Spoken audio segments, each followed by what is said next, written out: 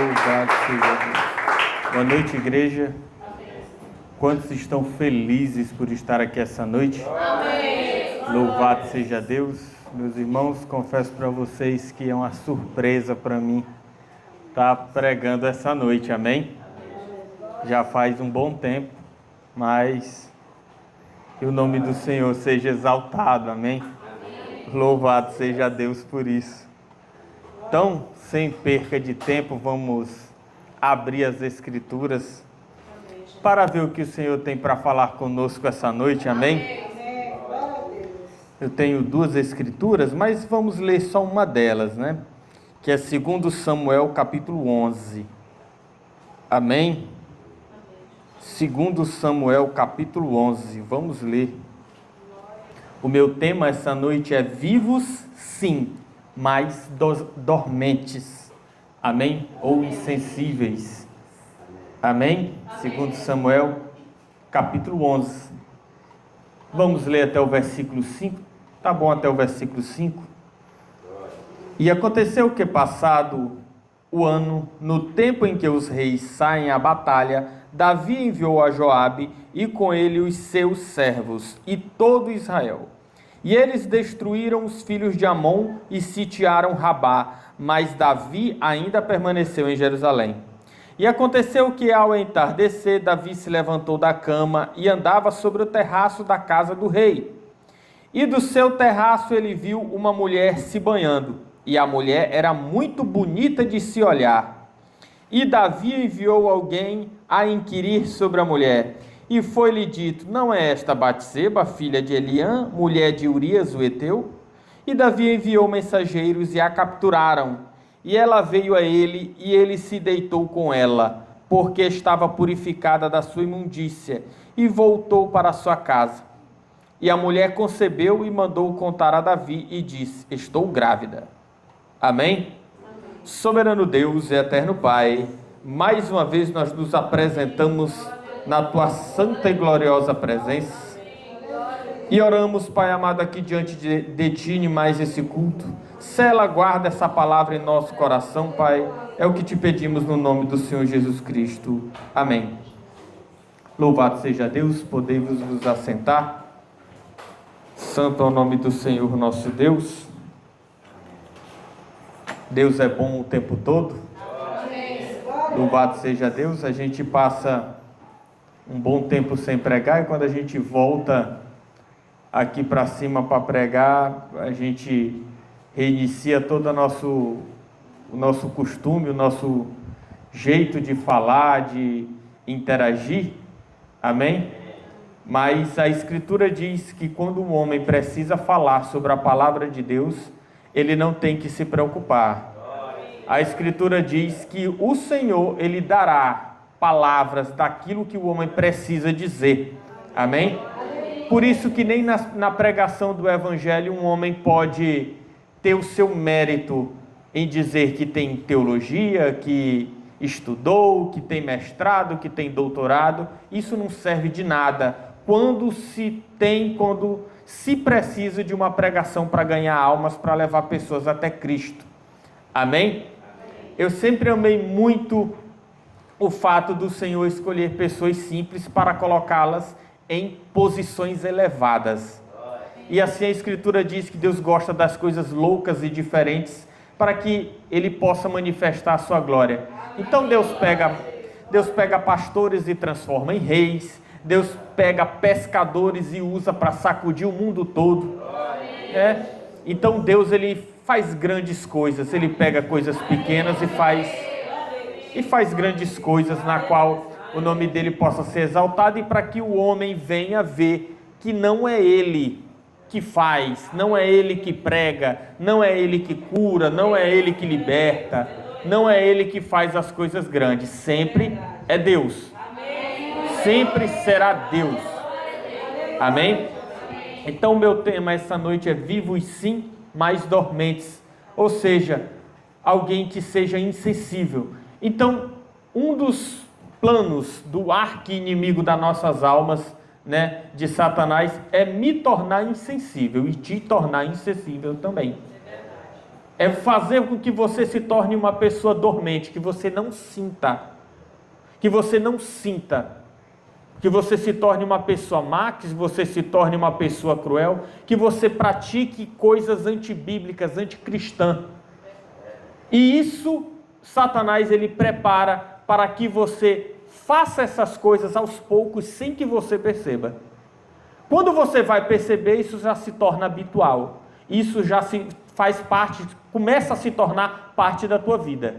Você começa a adotar coisas que você não fazia antes, já vai começar a fazer parte do teu cotidiano. E você começa a ter características que até então você abominava. E Satanás, ele tem paciência. Satanás, ele tem muita paciência. Então a Bíblia fala que Davi, ele era um homem segundo o coração de Deus. Ou seja, em todos os seus atos, Davi era um homem que agradava a Deus. Na sua adoração, no seu louvor, no seu julgamento, na sua justiça. Quando batalhava guerras, quando reinava, quando julgava, quando emitia decretos, Davi, ele era justo. E ele julgava conforme a vontade de Deus. O Espírito de Deus estava com Davi. E isso fazia com que o seu julgamento fosse justo. Então, quando Davi, eu vou usar a expressão, ele teve o primeiro contato com a morte. Ele era apenas um pastor de ovelhas. Eu não sei se Davi tinha 15 anos, eu não sei se Davi tinha 16 anos, eu não sei se Davi tinha 17 anos ou até mais novo do que isso. Mas a Bíblia diz que Davi era um pastor de ovelhas, não qualquer pastor de ovelhas, era um bom pastor de ovelhas. E uma característica de um bom pastor é dar a vida por suas ovelhas.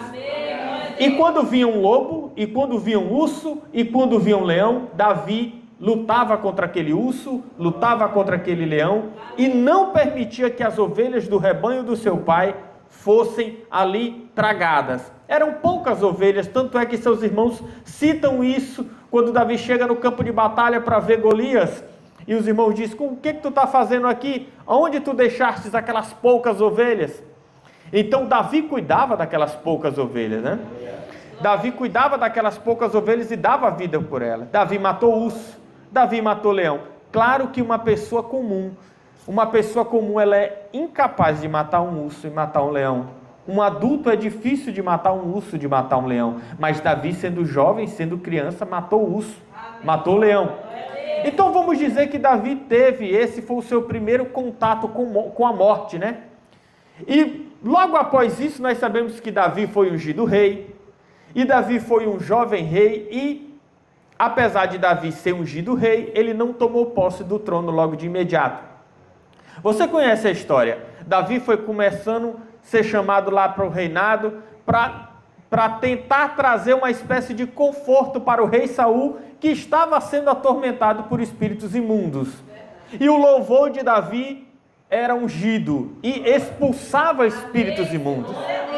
E até então Davi foi trazido até o palácio do rei Saul e se tornou grande ali e se tornou tão próximo do rei que o rei o amou e ele se tornou escudeiro de Davi, do rei Saul. Davi se tornou escudeiro do rei Saul. Então, após aquilo, Davi foi exaltado e Davi começou a participar de algumas guerras, mesmo jovem. Davi participou de guerras. Logo para ter a primeira esposa dele, ele teve que trazer 100 prepúcios de filisteus, mas ele trouxe 200 prepúcios de filisteus. E Davi entrava e saía das batalhas, entrava e saía das batalhas, entrava e saía das batalhas. E Davi se tornou famoso a ponto dos guerreiros, a ponto das mulheres amarem a Davi. A ponto de Davi se tornar tão popular em Israel, até mais do que o próprio rei Saul. E as pessoas cantavam: Saul matou milhares, mas Davi matou dezenas de milhares. Então Davi se tornou famoso, começou a guerrear desde cedo. O que eu quero dizer com vocês que Davi começou a guerrear desde cedo? Meus irmãos, eu não sei se vocês já viram relatos de pessoas que já foram para a guerra. Eu gosto de ver o antes e o depois dessas pessoas. Tem fotos, tem vídeos mostrando o quanto uma guerra ela se torna traumática para uma pessoa que participa de uma guerra. para uma pessoa que vê corpos mutilados, para uma pessoa que vê amigos morrendo, para uma pessoa que passa fome na guerra, para uma pessoa que tem medo de morrer e passa os riscos de uma guerra. Uma guerra é uma batalha que você vai para lutar, você vai ali, mas você não sabe se volta vivo. É uma guerra. E naquela época, Davi, muito novo, ele já participava de guerras. Agora, voltando aqui para o capítulo 11, onde nós começamos aqui, que nós acabamos de ler. A Bíblia diz que Davi, nos tempos que os reis saíam para as guerras, para pelejar, Davi não saiu. Dessa vez, Davi não foi guerrear. Davi ficou no palácio. Davi ficou no palácio. E a Bíblia diz que Davi foi tirar uma soneca, talvez dormiu ali, acordou, e ao ponto que ele acordou, ele lá do palácio, eu já preguei, e muitos irmãos já pregaram, o palácio real ficava num monte, era num alto, e daquele alto você tinha uma boa vista de todo Israel. E próximo ali da casa do rei, próximo do rei, quando eu falo próximo, eu não quero dizer que era bem ali próximo. Ora, se você tem uma visão ampla do ambiente, não tem muita importância de ser muito próximo. Você tem uma visão. E havia uma mulher tomando banho. Naquela época, as casas, né? Como hoje nós temos quintais, não é verdade? Nos quintais nós cercamos, os quintais colocamos cerca, os quintais nós muramos. Só que naquela época não era assim. As casas eram ali feitas e havia uma escadazinha ali do lado da casa. E as mulheres subiam aquelas escadas e as casas, elas eram forradas. E no teto havia ali um piso, né? Era quase como se fosse uma laje. Vamos chamar de laje. E as mulheres subiam até essa laje e ali elas se purificavam da sua imundície.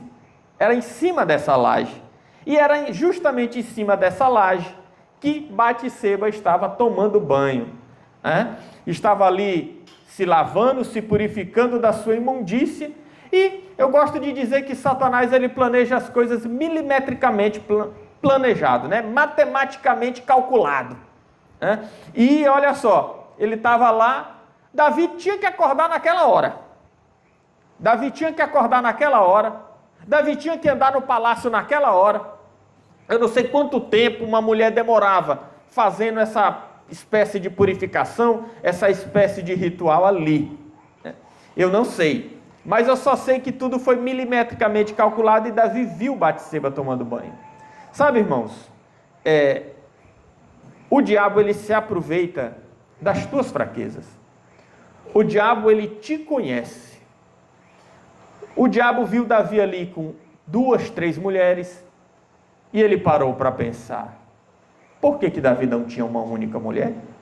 Por que Davi não podia amar uma única mulher? Era um homem segundo o coração de Deus. Era um homem que louvava a Deus, era um homem que fazia as vontades do Senhor, mas era um homem que já tinha ali, se não me engano, 2 ou 3 mulheres. Ali, tinha Mical, se não me engano, tinha Ainoã, a Jezreelita, ainda tinha a esposa de Nabal. Só aí ele tinha 3 mulheres. E Satanás observou esse pequeno detalhe. Um homem que ama 3 mulheres, ele pode amar 4 mulheres. Um homem que ama 4 mulheres, ele pode amar 5 mulheres. E Satanás viu, eu posso tirar proveito disso. Então Satanás planejou. Ele esperou. E como eu falei, Davi podia estar cansado das guerras. Olha, ele era rei. Ele pelejava desde novo. Ele lutava em guerra desde novo.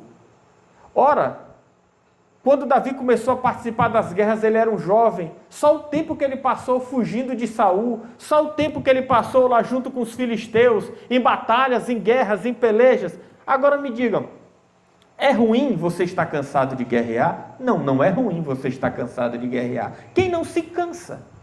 Quem não fica cansado de esperar? Quem não fica cansado de lutar? Quem não fica cansado de pelejar? Quem não fica cansado de buscar? Qualquer um pode se cansar. Porém, no cansaço, não podemos perder a vigilância. No cansaço, não podemos tirar a nossa atenção do foco. Não tinha problema nenhum Davi estar cansado das guerras, ele era um homem de guerras. Sabe, eu particularmente passei a olhar esse acontecimento e até deu uma certa pena de Davi. Sabe, foram tantas guerras, foram tantas batalhas, foram tantas pelejas. Ele talvez pensou, por que eu não posso ficar só essa vez no palácio? Por que eu não posso só dessa vez não ir lá para frente da batalha? Por que só dessa vez eu não posso ficar aqui e descansar um pouco? Eu já batalhei tantas batalhas, já guerreei tantas guerras. E o diabo estava ali. E observou aquilo. E a Escritura gosta de frisar em dizer que era o tempo que os reis tinham que batalhar. Não era tempo dos reis descansar, era tempo dos reis batalhar, era tempo dos reis estarem em guerra. Mas Davi estava no palácio. Se Davi estivesse na guerra, aquilo não tinha acontecido. Agora vejam só, Satanás ele aproveita do quê? Da tua necessidade. Ele se aproveita da tua fragilidade. Ele se aproveita disso, ele faz uma soma, ele calcula milimetricamente, faz um plano ali. Ele vê o que você precisa. O que está faltando para você hoje? O que você necessita? Está precisando de quê? Está precisando de dinheiro? O que você está precisando hoje? Você está precisando de um carro? Você está precisando de uma casa? Você está precisando de paz? Você está precisando de carinho? Você está precisando de atenção do teu marido, da tua esposa, dos teus filhos? Você está precisando de que um emprego? Deus está para saciar e para instruir em todas essas coisas, mas Satanás está ali próximo também. Ele conhece a tua necessidade, ele conhece os teus defeitos, ele conhece o teu querer. E se você não vigiar, ele vai se aproveitar disso. Ele vai se aproveitar disso. Ele vai ficar de olho nisso. Se Deus tem um carro para te dar honestamente, Satanás tem um carro para te dar de uma forma errada. Pode ser até mais fácil, pode ser até mais num caminho mais curto, por assim dizer. Veja que Satanás, primeiro ele te adormece com a tua necessidade. Davi estava cansado de guerras. Davi queria ficar no castelo. Ele não queria ir para as batalhas. Satanás queria e que Satanás planejou tirar proveito disso. Então, quando Davi olhou para Batseba, e eu gostei da versão da Bíblia King James, que fala que Batseba era uma mulher muito bonita de se olhar. Veja só. Batseba era uma mulher muito bonita de se olhar. E você sabe o quanto a beleza ela é arrebatadora e ela é cativante. Eu acho que não tem coisa. Eu acho que duas das coisas mais atraentes que nós temos na terra, uma é o cheiro, é um bom perfume, e a outra é a beleza. O que é belo é bonito, é difícil você desviar o olhar daquilo que é bonito. Um carro bonito, uma casa bonita, você elogia. Uma pessoa bonita, você olha, você vai elogiar, você vai olhar os traços, você vai ver a beleza. E Batseba estava ali naquela condição delicada, e Davi olhou, e a Escritura diz, era uma mulher muito bonita de se olhar.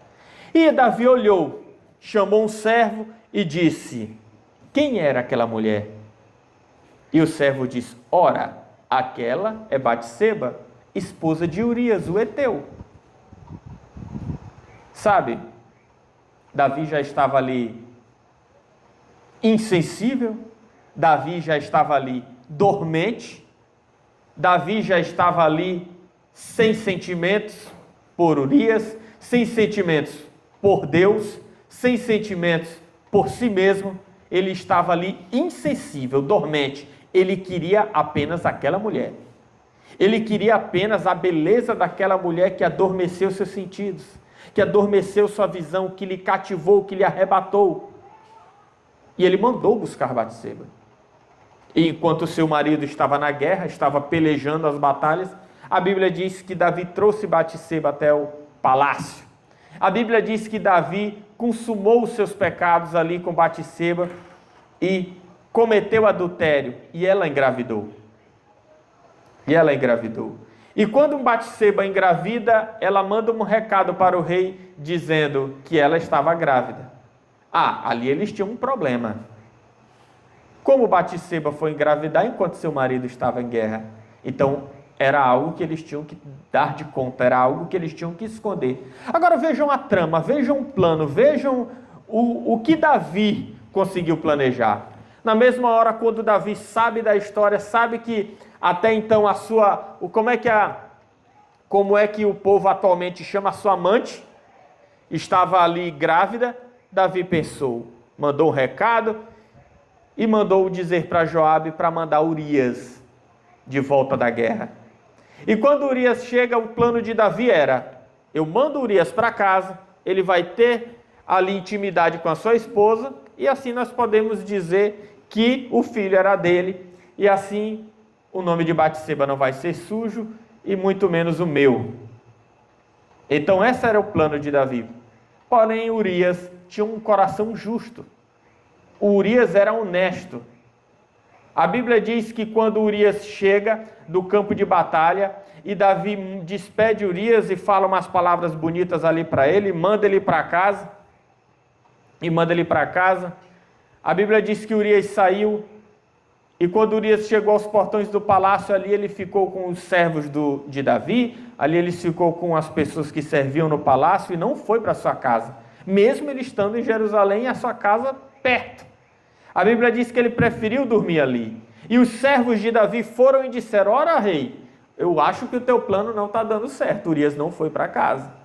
Ele está dormindo ali no palácio ali, está dormindo lá embaixo junto com os servos. E Davi chama Urias e pergunta: por que tu não foi para casa? Olha só o coração de Urias, gente. Urias disse: meu senhor, o meu senhor Joabe está agora no campo de batalha. Os soldados de Israel estão agora no campo de batalha. Por que que eu agora vou para minha casa e vou dormir com minha mulher? Dormir na minha casa, confortável, com minha esposa? Isso não é justo. Isso não é justo. Ora só. Vocês acham que isso comoveu o coração de Davi? Isso não comoveu o coração de Davi. Mesmo com todo esse discurso de Urias, Davi estava dormente. Davi estava insensível. Davi queria Batseba, queria esconder o seu erro, queria esconder a sua falha. Até então ali, Davi estava num estado que nós chamamos de ele ainda não tinha caído a ficha daquilo que ele tinha feito. Não tinha caído a ficha do seu pecado, do seu erro, daquele homem que era segundo o coração de Deus. Então Davi diz: pois tá bom, fica aí até de manhã tu vai voltar para o campo de batalha. E Davi, olha só, Davi pega, escreve um bilhete e manda o bilhete para Joabe, o capitão do exército, manda pelas mãos do próprio Urias. E no bilhete dizia que era para Joabe pegar Urias e colocar na frente do campo de batalha, em um lugar onde ele pudesse ser morto. E mandou pelo pobre do coitado do Urias. Sabe, olha o tamanho da maldade. Olha o tamanho da crueldade que Davi fez. Mandou o rapaz com um bilhete para entregar para o próprio capitão do exército, mandando matar ele mesmo. Então, Joabe foi, leu o bilhete, colocou Urias num lugar onde sabia que as flechas pegariam e tal. Urias foi morto. E até então, vejam só, eu quero que vocês entendam até que nível Davi chegou. Eu quero que vocês percebam até que ponto uma pessoa consegue cometer maldades. Alguém que serve a Deus, alguém que carrega a palavra, carrega o Espírito Santo, carrega a vontade divina, até que ponto ela pode se desviar, ela pode se distanciar de Deus e de uma forma que ela não perceba a distância, os passos que ela caminhou e fez uma distância entre ela e Deus. E os soldados de Israel sabiam que Davi, uma coisa que Davi não gostava era que morresse soldados de Israel. Davi nunca gostou que os seus morressem, por mais que eles estavam em uma guerra. Davi, ele não se sentia bem, Davi não gostava quando os seus soldados morriam.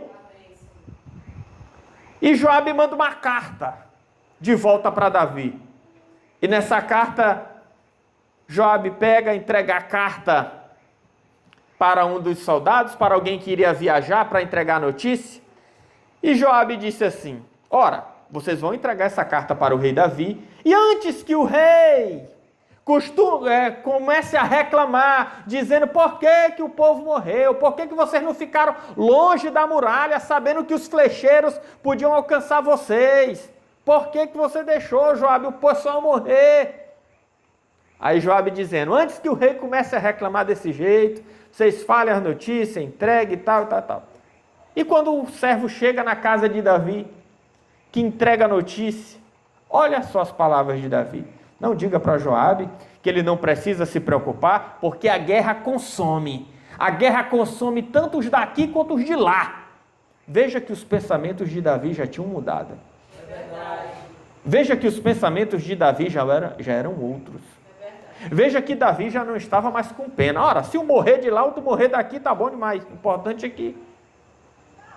Veja até que ponto. Isso, Davi estava em uma insensibilidade, em uma dormência. Ele não percebeu que o mal já estava morando em seu coração. Ele não percebeu que o mal estava ali. Davi, ele já era um morto-vivo ali. Já era alguém que estava vivo, mas estava dormente. Estava dormente. E olha só, e Davi, para cumprir o seu plano, morreu. Mandou dizer para Batseba: teu marido morreu, lá no campo de batalha. Quando o marido morreu, adivinha o que Davi fez? Mandou buscar a mulher para ele. Agora sim, agora a gente pode ser um casal oficial. O marido dela morreu, né? Não tem nada demais. Agora a gente pode ser um casal oficial, a gente não precisa mais esconder, eu não preciso mais o servo mandar te buscar lá na calada da noite. A gente já pode ser um casal oficial. E a Bíblia diz que aquilo foi horrendo diante dos olhos do Senhor. Aquilo foi horrendo diante do Deus Altíssimo que contemplava tudo aquilo. Ora, Davi era um homem rico, que tinha 3 mulheres, que foi levantado de um pastor de ovelhas para um rei. E quando o profeta chegou até Davi, ele fez ali uma parábola, que vocês conhecem a parábola, dizendo que ele tinha muito. E Deus ainda falou: se ele precisasse de mais, bastava pedir, que Deus era Deus para dar. Se ele ainda necessitasse de mais alguma coisa, Deus daria. Ora, igreja, mas Davi caiu em uma cilada. Davi, ele caiu em uma armadilha. Davi, por falta de vigilância, ele caiu em algo preparado para derrubá-lo. Era o homem segundo o coração de Deus, era um homem que servia a Deus corretamente. Satanás, ele me olha. Satanás, ele te olha. Satanás, ele conhece a tua rotina, ele conhece o que você faz na sua casa, ele conhece o que você faz na sua escola, no seu trabalho, ele conhece o teu deitar e o teu levantar. Ele sabe os teus pontos fracos, ele sabe da tua necessidade e ele vai trabalhar naquilo. Ele vai trabalhar naquilo para que você seja infrutífero, para que você seja uma pessoa cansada, para que você seja uma pessoa fadigada, para que você seja uma pessoa má, para que você perda a sensibilidade, para que você esqueça que os irmãos são irmãos, que as irmãs são irmãs e que Deus é Deus. Ele vai trabalhar para que você se torne um tirano cruel. E para que você não tenha pena, para que você não tenha misericórdia, para que você não tenha compaixão, para que você não tenha atributos que são dados pelo Espírito Santo de Deus para que você possa adquirir salvação, para que você possa adquirir vida eterna. E às vezes nós paramos para pensar que se a Bíblia continuasse a ser escrita e nós nos estivéssemos sendo colocados agora no capítulo 11 de 2 Samuel, o que a Escritura falaria a nosso respeito, o que a Escritura diria sobre o nosso cotidiano, sobre a nossa vida? Porque sobre Davi a Escritura disse: no tempo que os reis saíam para a guerra, Davi estava no palácio. A Escritura dizia a Escritura diz o que devia ser feito e o que foi feito. Mas o que a Escritura diria ao nosso respeito? No tempo que fulano havia de estar fazendo isso, ele estava fazendo isso. No tempo que o irmão devia estar fazendo isso, ele estava fazendo isso.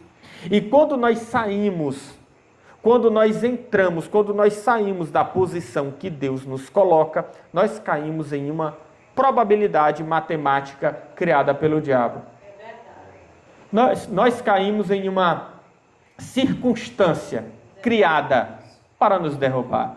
Nós temos visto nesses últimos dias que o diabo trabalha noite e dia para que nós não venhamos a ser frutíferos, para que não venhamos dar frutos, para que nós continuemos caminhando, andando, indo e voltando da igreja, carregando uma Bíblia e tendo o nome de quem está vivo, tendo o nome de cristãos. Mas o que nos tira da nossa, o que nos tira daquilo do nosso dever cotidiano, do nosso dia a dia? O Satanás, ele vai preparar. Ele vai ver se você é um cristão no trabalho, se o trabalho te impede de você ser um cristão. Ele vai trabalhar para que a escola, com suas normas e regras, te impeça de ser um cristão, de ser uma cristã, se você não vigiar. Ele vai poder fazer que até você, dentro da sua casa, você não seja um cristão, se você não vigiar. Até dentro da sua casa você vai ver que Davi era no tempo que os reis saíam para a guerra, Davi devia estar no campo de batalha na guerra. Então, às vezes você está dentro da sua casa, às vezes você está ali no teu trabalho. O que você deveria estar fazendo? Você deveria estar orando? Você deveria estar lendo a palavra? Você deveria estar ali ouvindo algo espiritual? Você devia estar ali se detendo em algo espiritual para te alimentar? Certo. O que aconteceu com você quando você não estava fazendo isso? O que aconteceu com você quando você não estava lendo a Bíblia quando devia estar? O que aconteceu com você quando você devia estar orando e não estava? O que aconteceu com você quando você devia ser um cristão dentro de casa, na rua, no trabalho e você não foi? O que aconteceu? O que aconteceu quando no tempo certo, no tempo correto, que Deus te destinou uma missão, te destinou, deu ali um toque na tua mente, no teu coração. É hora de ler, é hora de orar, é hora de pregar, é hora de meditar, é hora de jejuar, é hora de buscar, é hora de falar, é hora de ficar calado, é hora de testemunhar, é hora de ser cristão. Que você não fez e você caiu em uma situação difícil, caiu numa cilada, preparada para aquele momento e para aquela hora. Preparado para aquela hora. Para que tirasse a tua fé, para que tirasse a tua paz, para que você não evoluísse, para que te colocasse em uma cilada, para que te tornasse insensível. Para que o diabo pudesse caminhar contigo lado a lado, pegar na tua mão, andar de braços cruzados contigo e você não percebe porque está dormente. Porque está dormente, porque não percebeu a proximidade dele. Porque percebeu a proximidade dele. Meus irmãos, tem se dito, né, nos dias de hoje que acidentes de trânsito eles matam hoje mais do que guerras. Mais do que as guerras, né? Os números dizem que acidentes de trânsito mataram mais do que a Primeira e Segunda Guerra Mundial juntas, somados, o número de vítimas. Há esses dados, né? Mas eu costumo dizer que atitudes humanas, elas matam mais do que as guerras. Elas matam mais do que acidentes de trânsito. Elas matam mais. Elas te deixam em uma situação de morto-vivo, de dormente e te incapacita de você avançar. Palavras, atos, uma palavra, assim como palavras elas te levantam, assim como palavras te dão ânimo, aumentam a tua fé, te dão força para seguir adiante, renovam a tua vida, te fazem te sentir bem. Palavras contrárias, elas também, elas te arrebentam. Elas te arrebentam. Sabe? A gente que já viveu muito, que tem muito tempo de cristão, a gente vê muitas coisas, né? A gente vê muitas coisas acontecendo, a gente vê pessoas estando bem espirituais, a gente vê Satanás agindo, destruindo vidas, destruindo pessoas, impedindo elas de evoluírem, de se tornarem melhores, de impedirem que elas sejam batizadas com o Espírito Santo. E uma coisa eu sei, assim como uma pessoa que serve a Deus, que ora, que jejua, que busca o Senhor Jesus, que tem buscado, isso atrai o Espírito Santo de Deus, mas também atrai o espírito do diabo. É verdade. Porque o diabo não quer que você melhore espiritualmente. O diabo não quer que os louvores sejam ungidos. O diabo não quer que você consiga dons para assaltar o inferno. O diabo não quer que você seja um cristão com testemunho no teu trabalho. Ele sabe que lá ele vai ter uma forma de te atrapalhar, te atrasar, impedir que você evolua. A questão é que o que nós temos que nos perguntar essa noite? Aonde devemos estar? Quando eu falo aonde nós devemos estar, eu não estou falando aqui agora de lugares físicos. Eu estou falando de lugares espirituais. Amém. E quando eu falo de aonde devemos estar, se é tempo de guerra, se é tempo de caminhada, se é tempo de nós chegarmos até essa terra prometida que mana leite e mel, se nós estamos vivendo realmente o terceiro êxodo, como nos foi pregado, aonde nós devemos estar nessa jornada? Qual o caminho? Aonde nós devemos estar e aonde nós estamos? Duas coisas que temos que nos preocupar. Se você está no caminho certo, se você está na velocidade certa dessa jornada, você não tem que se preocupar com nada. Agora, se você não está aonde devia estar, aí há perigo. Aí há perigo. Porque aquilo que aconteceu com Davi,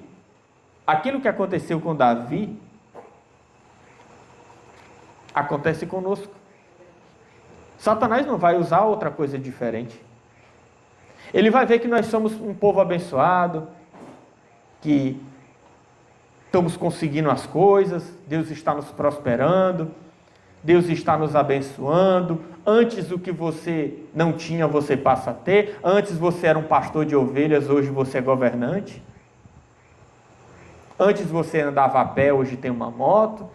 Satanás, ele observa todas essas coisas, ele vê a tua evolução, ele vê a tua prosperidade, ele vê as bênçãos de Deus sobre você. O problema é onde nós devemos estar. Aonde você deve estar? Qual o meu lugar nessa jornada? Qual o meu lugar nesse campo de batalha? Qual o meu lugar nesse campo de batalha? Aonde eu tenho que pelejar, onde eu tenho que buscar, que atentar? Porque o perigo está ali, o perigo está à espreita.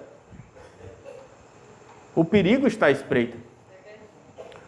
Seguindo aquele raciocínio que eu falei para vocês sobre palavras, seguindo aquele raciocínio que eu disse para vocês sobre mortes, sobre como destruir vidas, sobre como matar pessoas, né? Davi, ele matou Urias, né?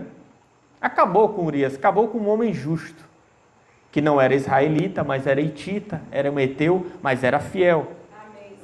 Se você for ler a lista dos 37 valentes de Davi, Urias era o 37º. Amém. O que isso quer dizer? Que Urias era do círculo pessoal de Davi. Era um dos guerreiros mais confiáveis que Davi tinha. Davi tinha 37 guerreiros da sua guarda pessoal. E Urias era um desses. Urias era um desses. Era um desses.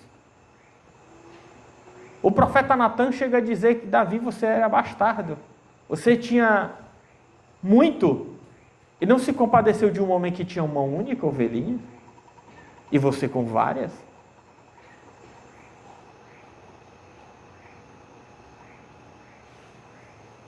Veja, ele era um homem segundo o coração de Deus.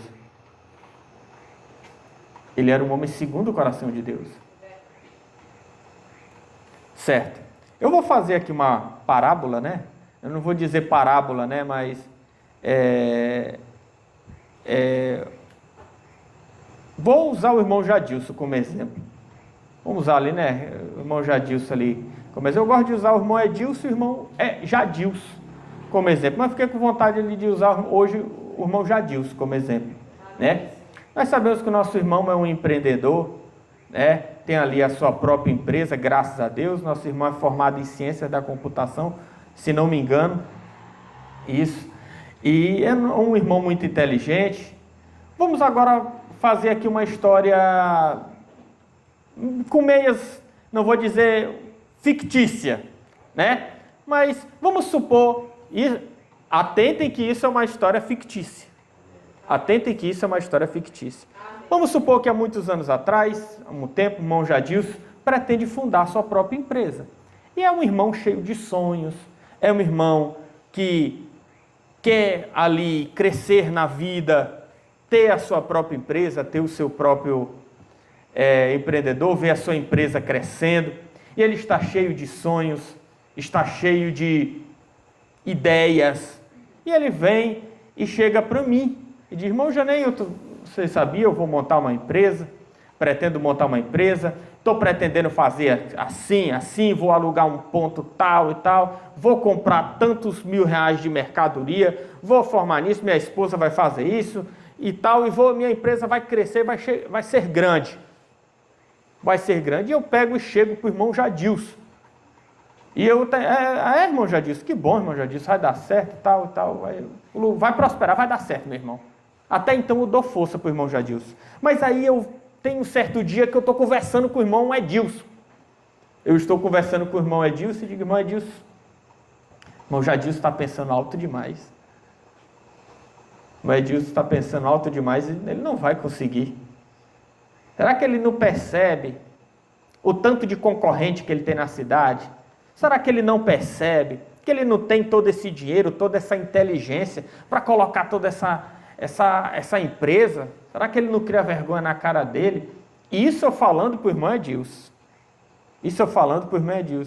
Eu não falei para o irmão Jadilson, eu falei para o irmão Edilson. Porém, o irmão Edilson conta para o irmão Jadilson. Como que o irmão Jadilson vai se sentir? O irmão Jadilson vai se sentir mal. Vamos supor que as esperanças do irmão Jadilson estavam lá em cima. Vamos supor que as ideias do irmão Jadilson estavam lá em cima. Cheio de fé, cheio de... Ai, dá certo. Deus é bom, vai prosperar. Mas aí quando o irmão Jadilson escuta as palavras do irmão Edilson, ele se entristece. Aquilo que ele tinha não existe mais. Aquela fé que ele tinha já se foi. E aí, como o irmão Jadilson fica? Como o irmão Jadilson fica? Sabe? Às vezes, palavras destroem vidas.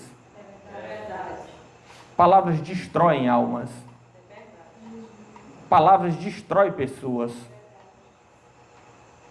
E aí a gente tem que olhar esse pequeno detalhe. Aonde nós temos que estar? Aonde nós temos que estar? Qual a minha posição? A minha posição é em dar força para o irmão Jadilson. A minha posição é de dar esperança para o irmão Jadilson. A minha posição é de colocar fé no irmão Jadilson. É dar ânimo para o irmão Jadilson. Para que tudo venha dar certo. Para que ele venha prosperar. Para que ele venha crescer. Para que ele venha ficar bem. Para que ele venha ficar bem. Então, vamos pensar aonde nós estamos nos tempos que os reis saíram para a guerra. Amém? Então, guarde essa palavra no teu coração. Guarde essa escritura. Vamos nos levantar, meus irmãos, para fazer uma oração.